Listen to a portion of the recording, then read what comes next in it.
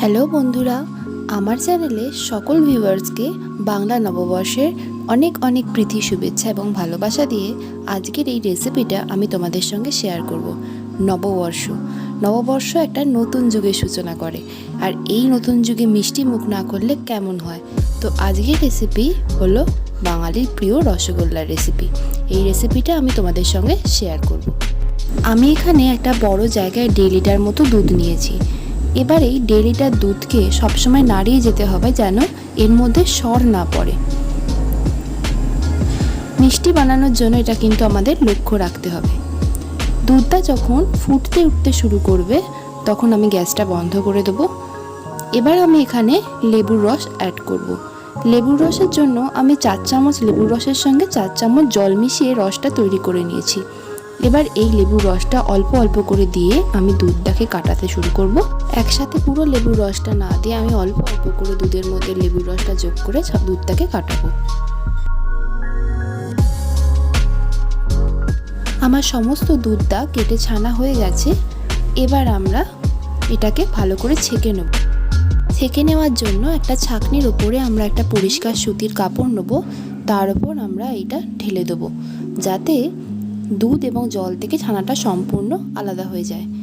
এবার আমরা একটা পুঁটলি বেঁধে নেব এবং পুঁটলিটাকে 2-3 বার আমি নিকড়ে নেব যাতে জলটা বেরিয়ে যায়, এবং একে কমপক্ষে 1/2 ঘন্টার জন্য ঝুলিয়ে রেখে দেবো। 1/2 ঘন্টা বাদে পুঁটলিটা আমি খুলে নিলাম। আমাদের রসগোল্লার জন্য প্রয়োজনীয় ছানা কিন্তু তৈরি হয়ে গেছে। এবার ছানাটাকে আমাকে হাতের সাহায্যে কয়েকবার মথে নিতে হবে। রসগোল্লার জন্য প্রয়োজনীয় ছানা যত নরম হবে রসগোল্লা কিন্তু খেতে তত ভালো হবে। এইভাবে ছানাটাকে ভালোভাবে মেখে নিলে ছানা থেকে অতিরিক্ত জল কিন্তু বেরিয়ে যাবে। এবার আমি এখানে 1 চামচ মতো ময়দা অ্যাড করব। ময়দা অ্যাড করার পর ছানাটাকে আমি আরও একবার ভালো করে মেখে নেব।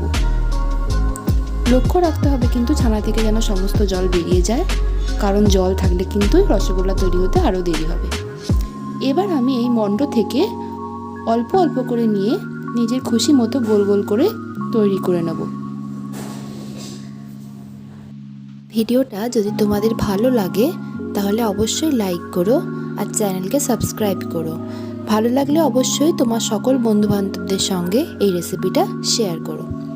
এইভাবে আমি সমস্ত রসগোল্লার জন্য প্রয়োজনীয় ছানা থেকে গোল গোল করে এভাবে কেটে নেব। এবার আমি শিরা বানিয়ে নেব। শিরা বানানোর জন্য আমি এখানে একটা প্যান নিয়েছি। সেই প্যানের মধ্যে আমি 1 কাপ চিনি দিলাম।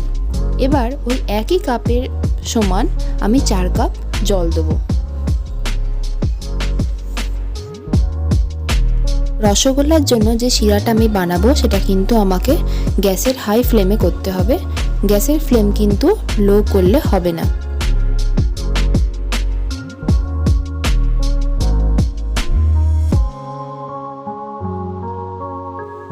কাপের মাপ অনুযায়ী আমি এখানে 1 কাপ চিনির সঙ্গে 4 কাপ জল দিয়ে দিলাম। এবার আমি হাই ফ্লেমে গ্যাসটা জ্বালিয়ে দেবো।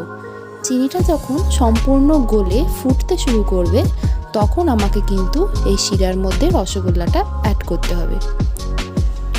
রসগোল্লার শিরা কিন্তু হালকা মিষ্টি হয়, তাই আপনারা যদি একটু বেশি মিষ্টি খেতে চান তাহলে এখানে কিন্তু আরও 1 কাপ চিনি অ্যাড করতে পারেন। সেক্ষেত্রে জলের পরিমাণটা একটু বাড়িয়ে দিতে হবে। এবার আমি যেহেতু শিরাটা ফুটছে সেই জন্য আমি রসগোল্লাগুলো সমস্ত শিরার মধ্যে ছেড়ে দিলাম। রসগোল্লা কিন্তু সবসময়ের জন্য গ্যাসের হাই ফ্লেমে রান্না করতে হয়। গ্যাসের ফ্লেম কিন্তু কখনোই লো করলে চলবে না। 10 মিনিটের জন্য আমি এটাকে ঢাকা দিয়ে দিলাম। 10 মিনিট পর ঢাকা খোলার পর দেখতেই পাচ্ছ রসগোল্লা কিন্তু আগের থেকে অনেক ফুলে গেছে।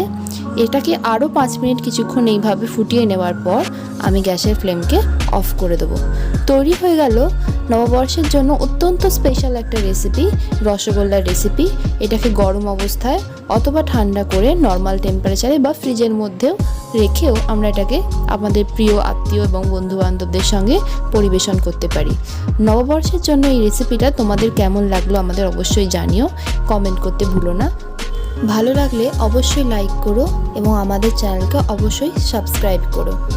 আজকের জন্য এই অবধি। নববর্ষের অনেক অনেক শুভেচ্ছা নিয়ে এখানেই আজকে শেষ করলাম। দেখা হবে অন্য আরেকটা রেসিপি নিয়ে।